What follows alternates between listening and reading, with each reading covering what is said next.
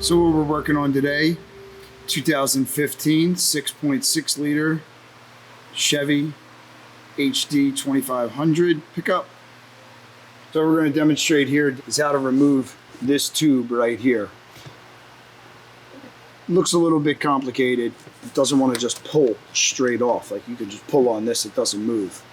There's a little collar there. So if you push inward and rotate that collar like that, then you can pull the hose off and put the hose back on, and it automatically rotates itself back. So it's not complicated. You just rotate, pull off,